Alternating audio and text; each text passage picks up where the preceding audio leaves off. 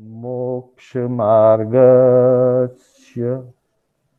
नेतारम् भेतारम् कर्मभूभृता ज्ञातारम् विश्वतत्त्वानाम्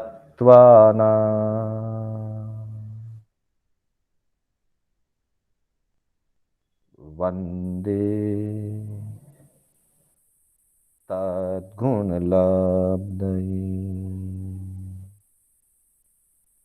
वन्दे तद्गुणलब्धये।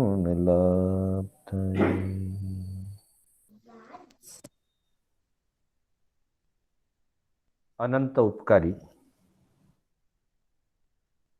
आस्था के आयाम चरम तीर्थंकर श्रवण भगवान महावीर को वंदन। प्रभु की परंपरा में विचरण करने वाले परम उपकारी समस्त चारित्रात्माओं को वंदन। धर्म प्रेमी सज्जनों, सुशील माताओं एवं बहनों, श्री कर्नाटक जैन स्वाध्याय संघ बेंगलुरु और स्वाध्याय संघ के तत्वावधान में आयोजित इस धर्म कक्षा में मैं शांतिलाल बोहरा आप सभी का हार्दिक स्वागत एवं अभिनंदन करता हूं। आत्मबंधुओं, हमारी कक्षा समकित के 67 बोल इस विषय पर आधारित चल रही है। पूर्व 2 कक्षाओं में हमने समकित के स्वरूप को समझने का प्रयास किया। समकित क्या है और कैसे प्राप्त होती है और व्यवहार में समकित किसे कहा जाता है।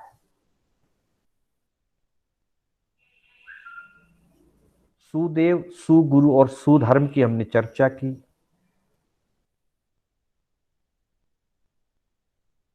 जो आत्मा मोक्ष मार्ग के स्वरूप को समझ करके मोक्ष मार्ग पर चलने का प्रयास करता है और मार्ग पर चलते हुए जब उसे मंजिल की प्राप्ति हो जाती है,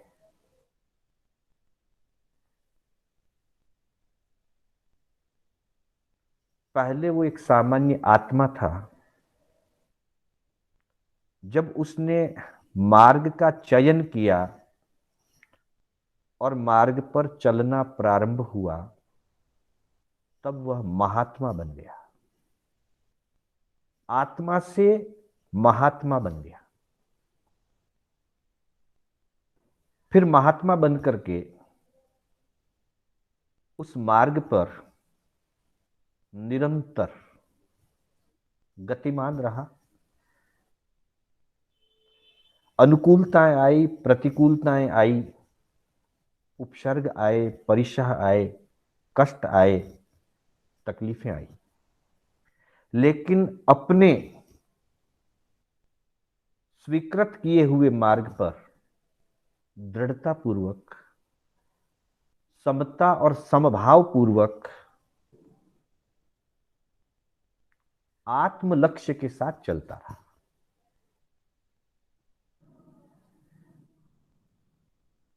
चलता हुआ साधक महात्मा है। वही गुरु तत्व है। मोक्ष मार्ग पर संपूर्ण मोक्ष मार्ग को, सर्वविरति धर्म को स्वीकार करके मोक्ष मार्ग पर चलता हुआ साधक निर्ग्रंथ मुनि गुरु है, सुगुरु पद है। और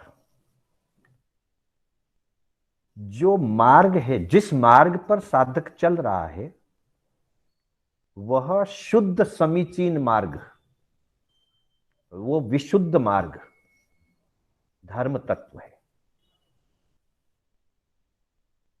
अर्थात साधना का मार्ग धर्म तत्व है, और उस साधना मार्ग पर चलता हुआ निर्ग्रंथ मुनि, जिसे महात्मा कहते हैं, वह गुरु तत्व है।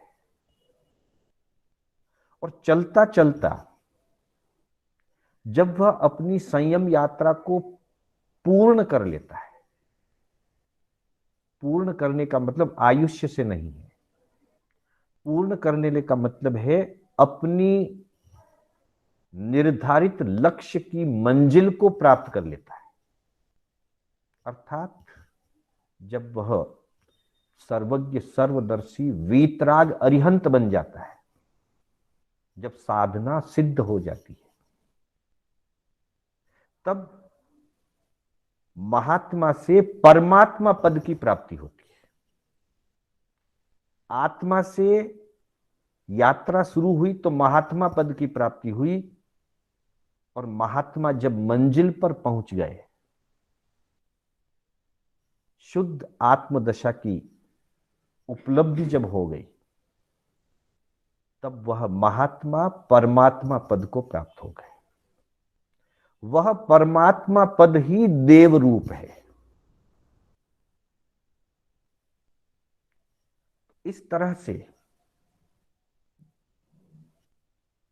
धर्म, गुरु और देव, या देव, गुरु और धर्म, ये तीन पद निर्धारित हैं। पूर्व अपेक्षा में जिस परमात्मा ने इस मोक्ष मार्ग की परूपणा की, वे देव पद पर हैं, वह देव रूप है।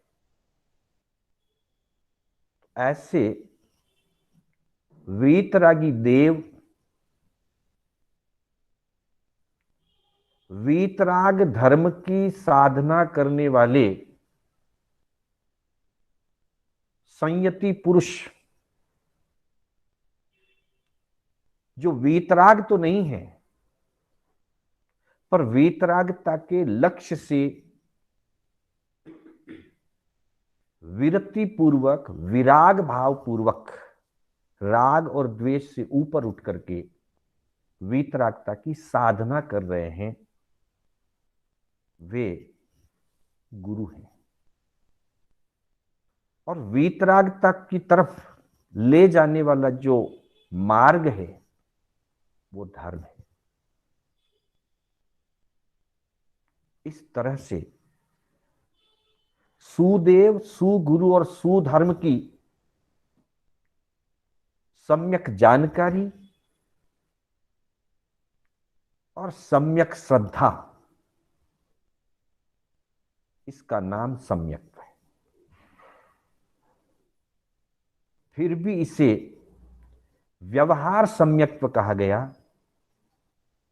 कारण कि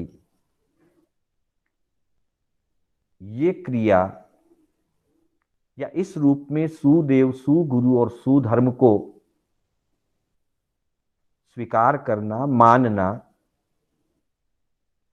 उनकी स्तुति भक्ति करना, उनके प्रति आदर रखना, एक व्यवहार पक्ष है, इसलिए इसको व्यवहार संकेत कहा गया। यह व्यवहार संकेत 4 श्रद्धान के माध्यम से प्राप्त होता है और सुरक्षित रहता है। इसलिए संकेत के 67 बोलों में पहले बोल में 4 बोल श्रद्धान के दिए, जिसकी चर्चा हमने कल की थी। परमार्थ का परिचय करे, अर्थात नव तत्व के स्वरूप को जाने, नव तत्व का ज्ञान प्राप्त करे। मोक्ष मार्ग में नव तत्व ही परमार्थ है।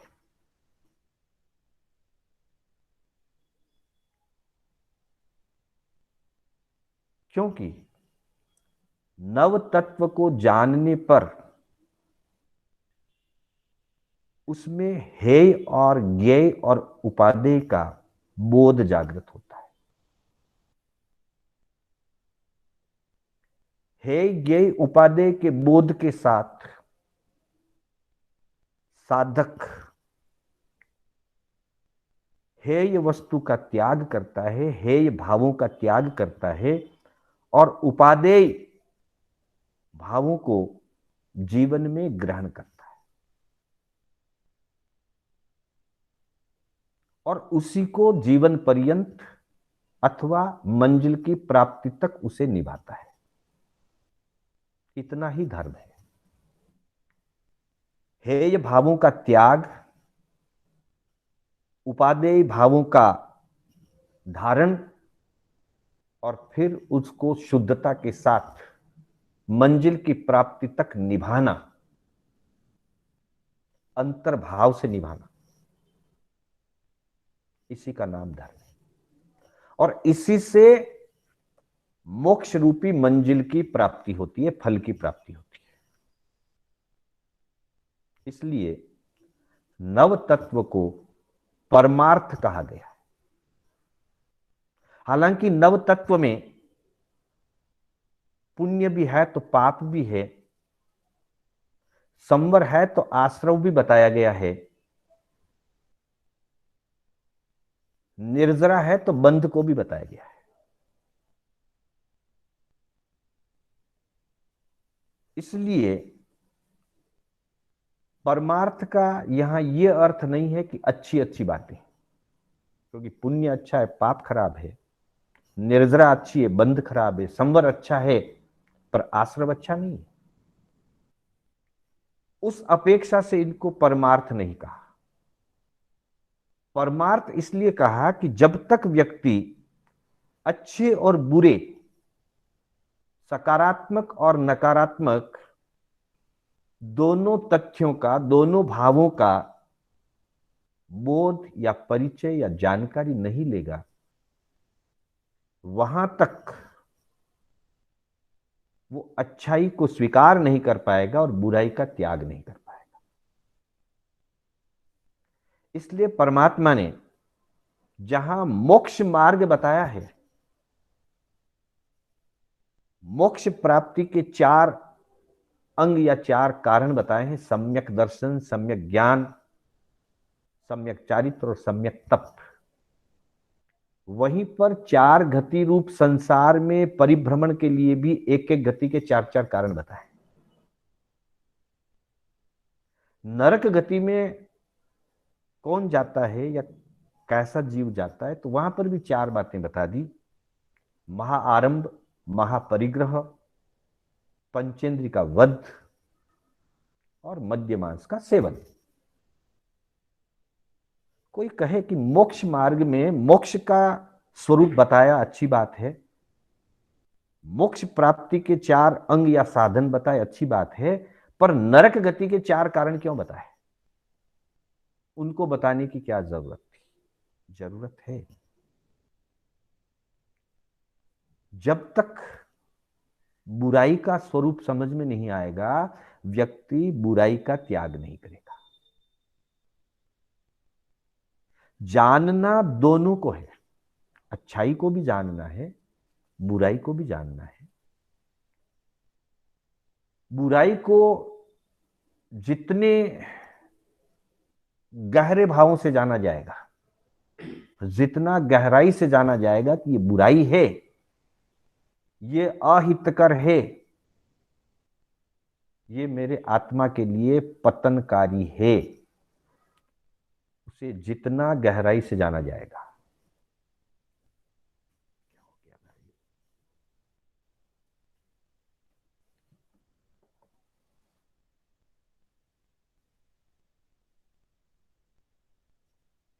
जितना गहराई से उसे जाना जाएगा उतना ही उसे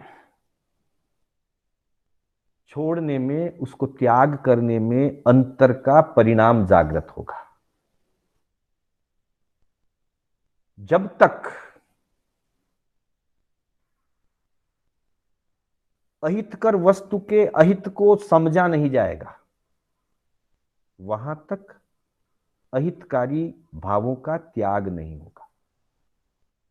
इसलिए ज्ञानियों ने दोनों चीजों को बताया है। इसलिए नव तत्व में पुण्य के साथ पाप का स्वरूप भी समझाया गया है, संवर के साथ आश्रव का स्वरूप भी समझाया गया है, और निर्जरा के साथ साथ बंध का स्वरूप भी समझाया गया। और साथ ही इनमें हेय ज्ञेय और उपादेय क्या क्या है उसका स्वरूप दिया, इसलिए इसको परमार्थ कहा गया। अर्थात नव तत्व में नव तत्वों को जान करके हेय को छोड़ने का मानस बनाएं और अपने सामर्थ्य अनुसार उसका त्याग करें। और जो उपादेय है, उपादेय तत्वों को, उपादेय भावों को जीवन में धारण करने का मानस बनाएं और अपनी योग्यता, अपनी सामर्थ्य, अपने मनोबल, अपने आत्मबल के अनुसार उनका जीवन में आचरण, धारण और पालन करना। तभी नव तत्व का ज्ञान हमारे लिए परमार्थ रूप हो पाएगा, वरना सिर्फ विद्वत्ता होकर के रह जाएगा। भगवान ने सिर्फ विद्वत्ता की बात नहीं फरमाई है, भगवान ने आचरण की बात फरमाई। इसलिए चार सिद्धांत में पहली बात फरमाई, परमार्थ का परिचय करे, अर्थात नव तत्व का ज्ञान प्राप्त करे। और उसके सम्यक ज्ञान के लिए, सम्यक स्वरूप को समझने के लिए ऐसे महापुरुषों का सानिध्य प्राप्त करें जो स्वयं परमार्थ के सुज्ञाता और सुदृष्टा है। सुदिट्ठ परमत्थ सेवना। और उसकी रक्षा के लिए कहा, जिसने सम्यक्त्व का वमन कर दिया उसकी संगति नहीं करें और कुतीर्थियों की संगति से दूर रहे। उसके बाद दूसरा बोल प्रारंभ होता है। दूसरा बोल है लिंग 3। बंधुओं, लिंग शब्द का अर्थ है पहचान या चिन्ह। हर व्यक्ति की पहचान किसी न किसी माध्यम से होती है। जैसे एक व्यक्ति खाकी वर्दी में है और उसके कंधे के ऊपर 3 स्टार लगे हुए हैं। ध्यान दीजिएगा, एक व्यक्ति खड़ा है, खाकी वर्दी पहने हुए है और उसके कंधे के ऊपर 3 स्टार लगे हुए हैं,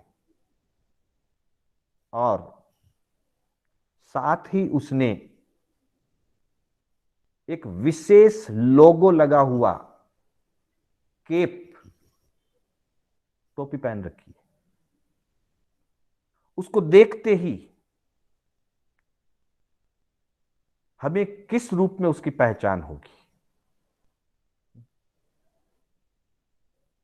उस वर्दी को देख करके हमें क्या लगेगा? कोई भी बता सकते हैं? पुलिस। पुलिस। जैसे ही इंस्पेक्टर क्राइम। जी, पुलिस इंस्पेक्टर है, 3 स्टार पुलिस इंस्पेक्टर। हाँ, खाकी है तो खाकी है तो क्राइम का लेते हैं, क्राइम का, और व्हाइट है तो ट्रैफिक का लेते हैं। ट्रैफिक का, बिल्कुल जी, धन्यवाद। अब ये जो पहचान हुई है, ये पहचान बाहर से हुई है। हमने वो वेश देखा, उस वेश को देखते ही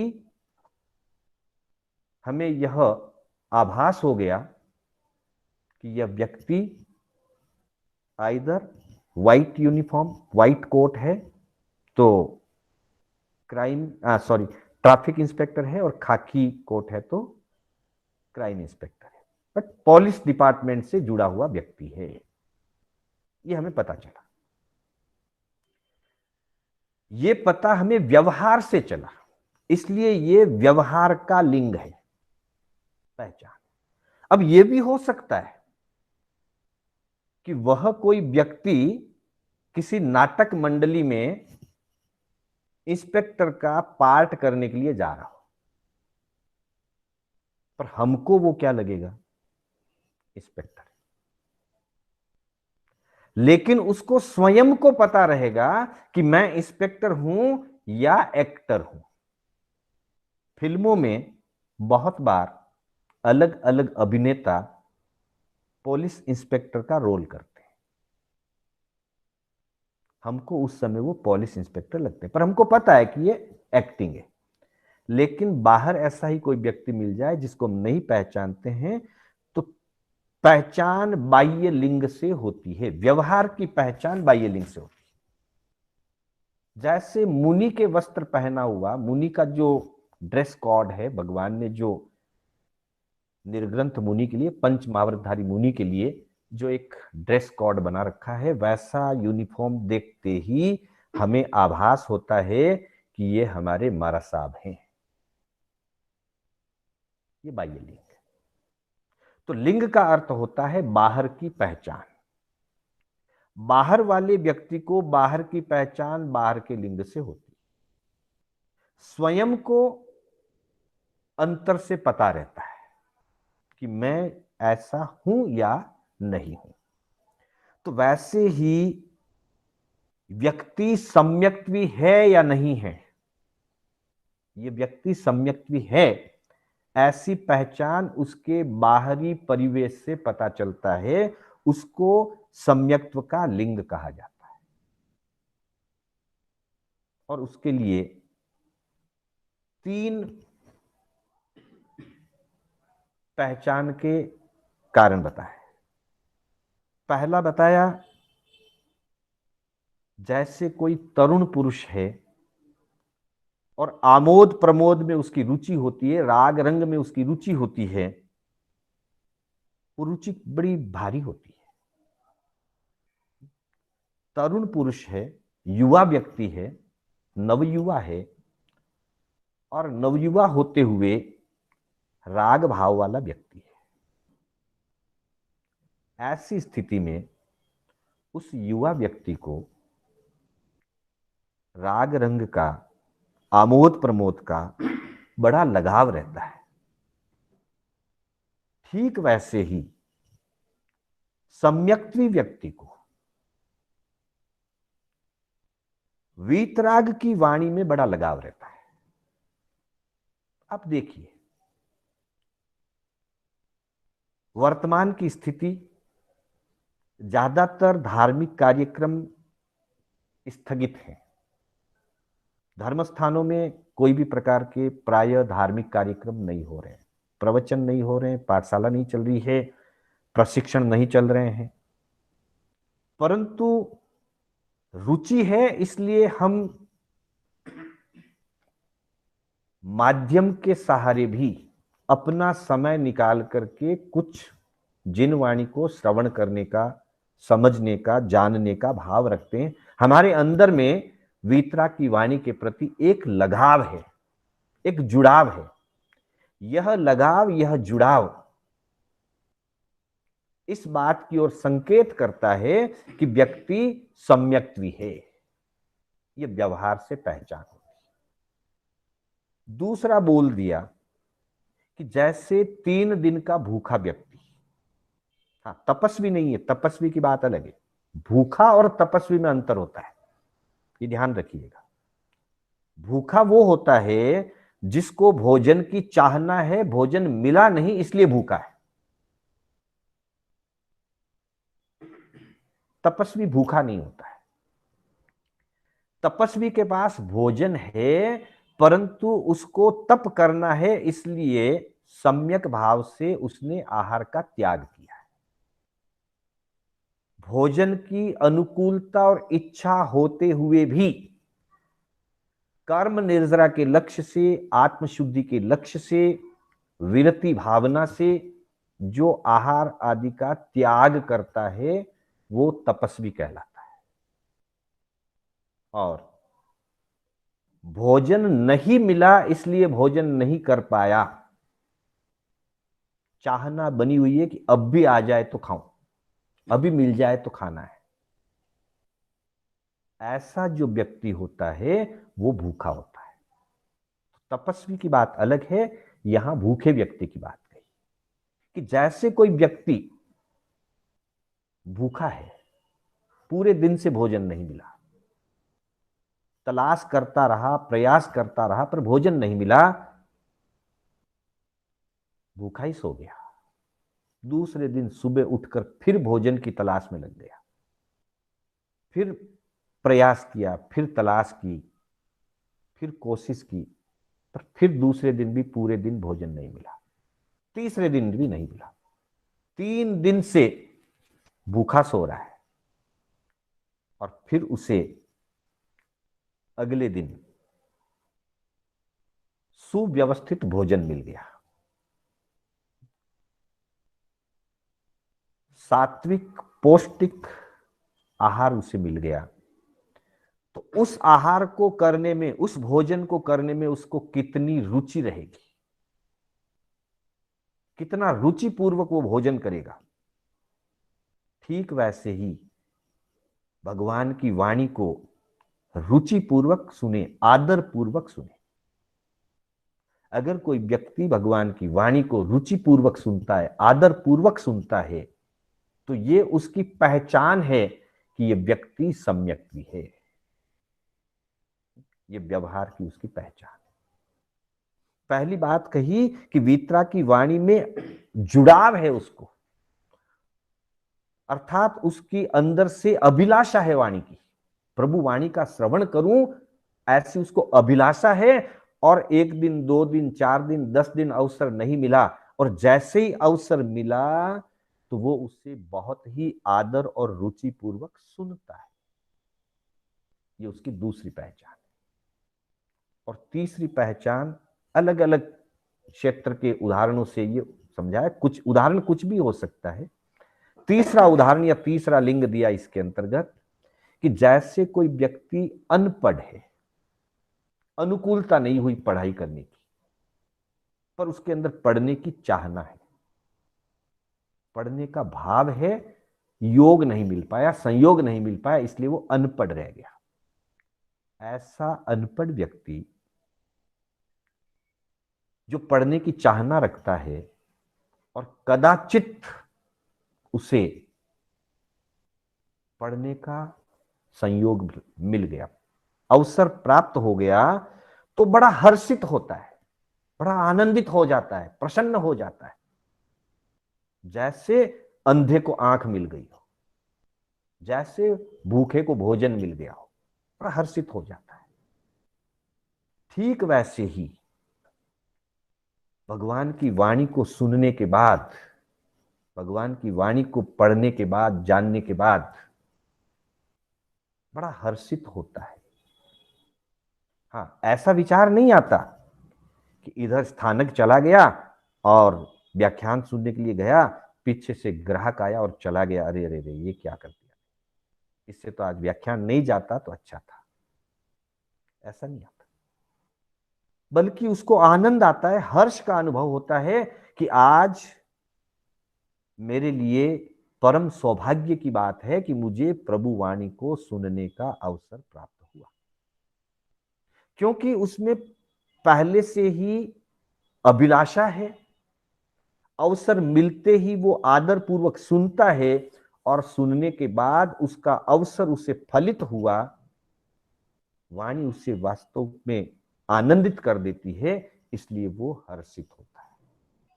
तो भगवान की वाणी सुनने का भाव रखे, अभिलाषा रखे, अवसर मिलने पर उसको आदर के साथ सुने और सुनते हुए और सुनने के बाद भी बहुत आनंदित और हर्ष भाव का अनुभव करें।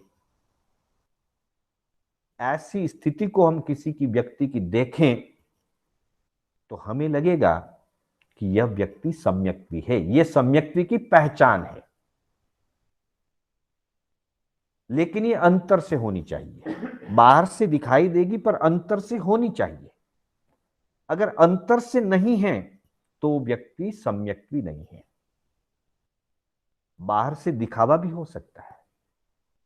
हमारे इतिहास में एक घटना आती है, एक युवक था, वो किसी धर्म नगरी में पहुंचा और वहां के श्रेष्ठ श्रावक जिनदास की सुपुत्री को देख करके उसके मन में यह भाव जगा कि मैं इससे शादी करना चाहता हूं।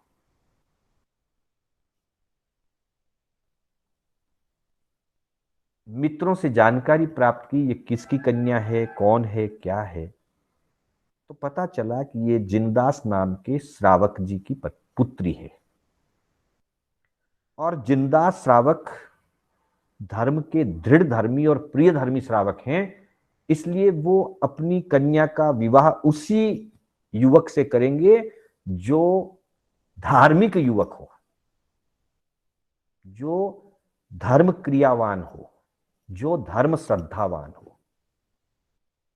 तो उस युवक ने, जो कि वास्तव में जैन परिवार का युवक नहीं था, बौद्ध दर्शन से उसका परिवार जुड़ा हुआ था, बौद्ध धर्मानुयायी था वो, उसने धर्म का दिखावा शुरू किया। रोज धर्मस्थान जाने लगा, धर्म क्रियाएं करने लगा और बड़ा ही दिखावे से धर्म आराधना करने लगा। बाहर वालों को देख करके तो यही लगेगा कि ये बहुत धार्मिक पुरुष है, पर अंतर से वो धार्मिक नहीं था। बाह्य पहचान बाह्य होती है, अंतर में वो चीज हो भी सकती है और नहीं भी हो सकती है। जैसे हमने उदाहरण लिया इंस्पेक्टर का, इंस्पेक्टर की यूनिफॉर्म में इंस्पेक्टर भी हो सकता है और इंस्पेक्टर की यूनिफॉर्म में कोई अभिनेता भी हो सकता है, पर बाहर से इंस्पेक्टर दिखाई देगा। जिनदास श्रावक ने उस युवक के धर्म क्रियाकलापों को देखा, उसकी धर्म रुचि को देखा, धर्म आराधना की प्रणाली को देख करके प्रभावित हुए और अपनी कन्या उसका विवाह करा दिया। कहानी लंबी है, आपने हमने सबने कई बार सुनी है, बस अभी इतना ही यहां लक्ष्य है कि बाहर से जो दिखाई देता है वो बाहर से तो लिंग है, अंतर में हो भी सकता है, नहीं भी हो सकता है, वो स्वयं को पता रहता है। एक तरह से जो लिंग है, सम्यक्ति के लिंग, दूसरा बोल, तीन लिंग, ये बाहर वालों को पता चले ना चले कोई फर्क नहीं पड़ता, स्वयं जांच करने के लिए है। ये सेल्फ एग्जामिनेशन के लिए हम अपना जांच स्वयं करें कि हमें वीतराग वाणी की अभिलाषा हमारी कितनी गहरी है, कितनी अंतर से है। वीतराग वाणी का अवसर आने पर हम कितना रुचिपूर्वक और आदर पूर्वक सुनते हैं, पढ़ते हैं, स्वाध्याय करते हैं, कितनी रुचि से, कितने आदर से करते हैं, और करते हुए और करने के बाद हम कितने आनंदित होते हैं, कितने हर्षित होते हैं। यह परीक्षा हमें स्वयं अपनी करनी है। अगर इन तीन चीजों का जवाब, इन तीन बातों का जवाब किसी को देना नहीं है, किसी दूसरे को जवाब नहीं देना है, स्वयं अपने आप से पूछना है और स्वयं अपने आप से जवाब लेना है। और अगर इन तीन बातों का जवाब अपने अंतरात्मा से सकारात्मक जवाब मिलता है कि हाँ, मुझे वीतराग की वाणी की बहुत गहरी अभिलाषा है। हाँ, मैं वीतराग वाणी को बड़े ही आदर और रुचि पूर्वक सुनता हूं, पढ़ता हूं। और हाँ, सुनते पढ़ते हुए मुझे बहुत आनंद और हर्ष की अनुभूति होती है, और उसके बाद भी मेरे अंतर में आनंद और हर्ष भाव बना रहता है। अगर ये तीनों सवालों के जवाब हाँ में आते हैं तो समझना चाहिए मैं सम्यक दृष्टि हूं। और यदि कहीं कमी आ रही है, कहीं उतना प्रकर्ष रूप से, उतनी गहराई से उसका अगर जवाब नहीं आ रहा है, कहीं कमजोर जवाब आ रहा है, अथवा कहीं कहीं नकारात्मक जवाब आ रहा है, किसी को बताने की जरूरत नहीं, किसी और को जवाब नहीं देना है, स्वयं पूछना है, स्वयं जवाब लेना है। तो वहां जो कमी है, उस कमी को दूर हमें ही करना है, स्वयं को ही करना है। स्वयं उस कमी को दूर करके और इन तीनों बोलों को अपने जीवन में सकारात्मक रूप से जब घटित कर लेंगे, तब समझ लीजिए हम सम्यक्ति बन जाएंगे। बाहर वालों को दिखाने के लिए नहीं, अपनी अंतरात्मा में सम्यक्त्व को जागृत करने के लिए, अंतर में सम्यक्त्व को प्रकट करने के लिए वीतराग वाणी की अभिलाषा हो, वीतराग वाणी को आदर और रुचि पूर्वक सुने, और पढ़ें, और सुन पढ़ करके, सुनते हुए पढ़ते हुए भी आनंदित बने, हर्षित बने, और उसके बाद में भी आनंद और हर्ष का अनुभव करें। तब निश्चित ही हम सम्यक भी होंगे, अथवा बहुत निकट में सम्यक्त्व को प्राप्त कर लेंगे। सम्यक्त्व की तरफ हम आगे बढ़ जाएंगे। ये दूसरा बोल सम्यक्त्व का पहचान रूप में है, सम्यक्त्व के लिंग 3। तीसरा बोल बताया गया है विनय। जो व्यक्ति सम्यक्त्वी होगा वो विनयवान होगा, और सबसे पहला विनय जो उसका है वो अरिहंत परमात्मा के प्रति होगा। कल या परसों की कक्षा में भी अपनी बात चली थी कि अगर हमें अरिहंत परमात्मा के प्रति श्रद्धा भाव नहीं होगा, तो फिर हम में अरिहंत परमात्मा की वाणी पर भी श्रद्धा नहीं होगी। क्योंकि पहले वक्ता पर श्रद्धा चाहिए। वक्ता पर श्रद्धा है तो उनकी वाणी पर श्रद्धा होगी, और वाणी पर श्रद्धा है तो फिर उसका जीवन में आचरण करना आसान हो जाएगा।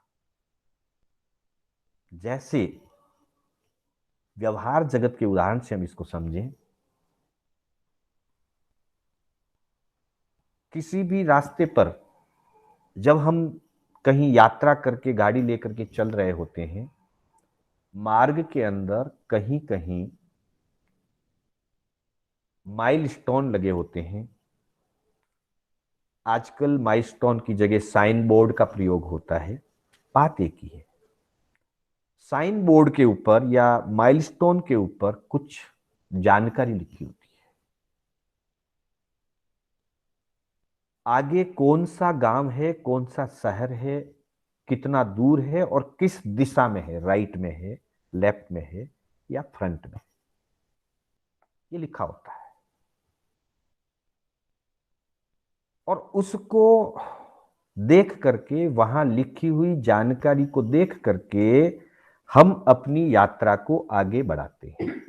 यह हमारे जीवन का प्राय अनुभव है, हर व्यक्ति का यह अनुभव होगा। अब सोचिए, उस माइलस्टोन पर लिखी हुई बात पे हम क्यों विश्वास कर रहे हैं? उस पर विश्वास करने का कारण क्या है? हमको तो नहीं मालूम है कि वो पत्थर किसने लिखा है, कब लिखा है, किसके कहने पर लिखा है, उस पे हमें मालूम नहीं है। परंतु हम उस पर विश्वास करते हैं, और उसमें बताए हुए डायरेक्शन के अनुसार, उसमें दिए हुए दिशा निर्देश के अनुसार हम अपनी गाड़ी को आगे बढ़ाते हैं। वहां लिखा हो कि यहां से राइट टर्न करना है और 20 किलोमीटर जाने के बाद मैसूर आएगा, तो हम वहां पे राइट टर्न कर लेते हैं और 20 किलोमीटर जाते हैं और मैसूर पहुंच जाते हैं। अथवा जिस मंजिल पर जाना है, जो डायरेक्शन लिखा है, ये उस पत्थर के ऊपर हमको विश्वास क्यों हो रहा है? कोई भी व्यक्ति अपनी बात कहे, क्यों विश्वास कर रहे हैं?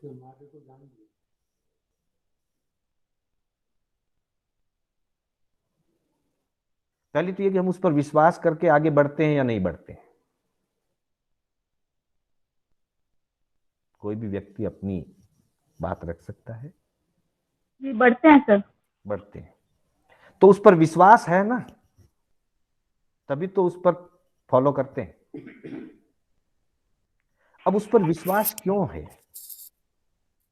जिन्होंने वो स्थापित किया है उस उन पे अपनी श्रद्धा है जी, वो एक सिस्टम है। चाहे वो इंडियन गवर्नमेंट के अंडर में हो, चाहे वो स्टेट गवर्नमेंट के अंडर में हो, वो एक प्रॉपर सिस्टम है। हाईवे है तो सेंट्रल गवर्नमेंट, स्टेट वे है तो स्टेट गवर्नमेंट।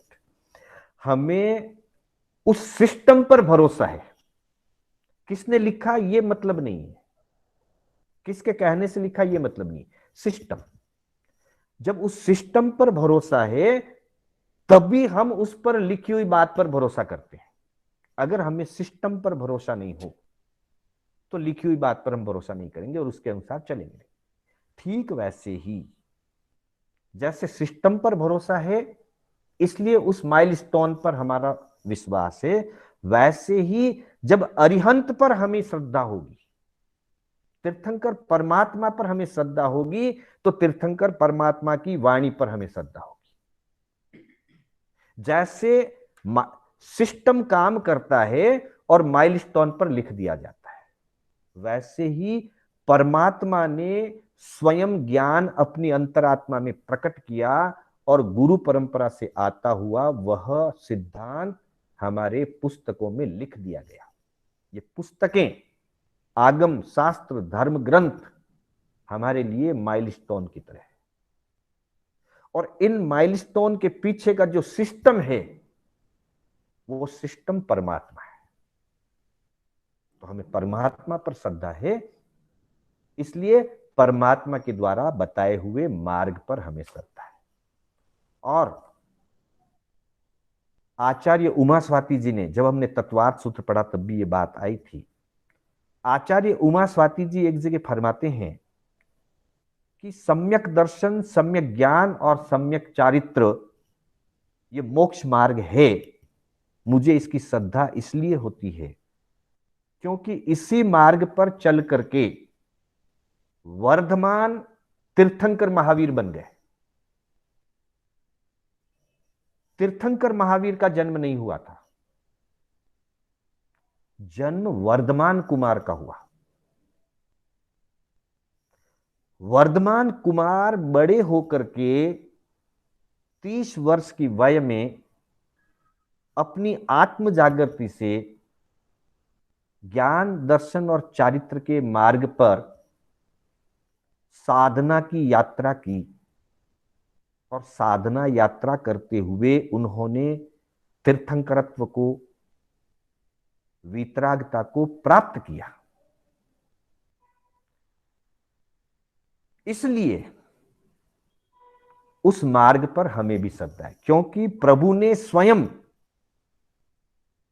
सम्यक दर्शन, ज्ञान और चारित्र पर यात्रा करके मोक्ष रूपी मंजिल को पाया। तो जिस मार्ग से एक व्यक्ति को जो मंजिल मिलती है, उसी मार्ग पर, उसी दिशा से, उसी रूप से अगर दूसरा व्यक्ति चले तो वो भी उसी मंजिल पर पहुंचेगा जैसे पहला व्यक्ति उस मंजिल पर पहुंचा। तो आचार्य उमा स्वाति जी कहते हैं कि जब भगवान महावीर जो वर्धमान कुमार थे, वर्धमान कुमार के रूप में उन्होंने स्वयं सम्यक ज्ञान, सम्यक दर्शन और सम्यक चारित्र की यात्रा की, उस मोक्ष मार्ग पर वो चले और मोक्ष रूपी मंजिल को उन्होंने प्राप्त किया, तो ये निश्चित है कि सही और सम्यक रूप से जो भी इस मोक्ष मार्ग पर चलेगा वो निश्चित ही मोक्ष रूपी मंजिल पर प्राप्त होगा, मंजिल को वो पा लेगा। इसलिए श्रद्धा पहले वक्ता के ऊपर होगी और वक्ता के ऊपर की श्रद्धा से वक्तव्य पर श्रद्धा आएगी, अर्थात भगवान के प्रति हमारी श्रद्धा होगी तो भगवान की वाणी पर भी हमें श्रद्धा आएगी।